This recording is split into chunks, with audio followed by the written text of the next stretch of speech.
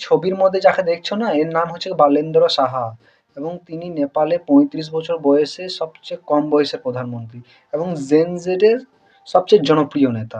তিনি প্রধানমন্ত্রী হয়ে এমন এমন কাজ করেছেন যা আমাদের হিন্দি মুভির নায়ক মুভির মতো একদম same to same. Nayak movie আমরা সবাই দেখেছি এবং নায়ক মুভিতে কি হয়েছিল, অনিল কাপুর একদিনের জন্য সিএম হয়েছিল এবং তিনি সিএম হয়ে যে যে কাজগুলো করেছেন বালেন্দ্র শাহ সেইগুলি করছেন।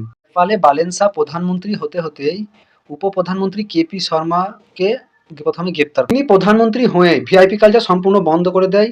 লাল নীল গাড়িতে আলো লাগানো সম্পূর্ণ বন্ধ করে দেয়। তিনি বলছে যে কোনো নেতার জন্য ট্রাফিক বন্ধ হবে না, নেতারা ট্রাফিকের জন্য ওয়েট করবে। তিনি ট্রাফিক পুলিশকে সম্পূর্ণ অর্ডার দিয়ে দিয়েছে যে দেশের প্রধানমন্ত্রী হোক বা দেশের হোম মিনিস্টার হোক বা দেশের যে কোনো নেতা হোক, তাদের গাড়ি যে কোনো সময় চেক করতে পারবে। নেপালের সব স্কুল কলেজ ইউনিভার্সিটি নাম নেপালি ভাষায় করে দেয় আর স্টুডেন্ট পলিটিক্স তো একদম পুরো সম্পূর্ণ শেষ করে দেয়।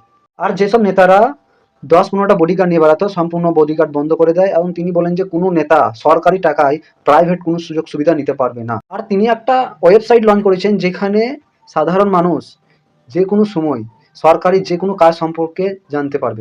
আর একটা বড় কথা যে বালেন শাহ বলছেন যে আমার ছবি যেন কোথায় পার্লামেন্টে বা সরকারি কোনো দপ্তর বা যে কোনো জায়গায় যেন না থাকে। আমি কোনো ভগবান নয়, আমি সাধারণ মানুষ আর আমি জনগণের সেবক। বাহ ভাই বাহ, নেতা হতো এসা।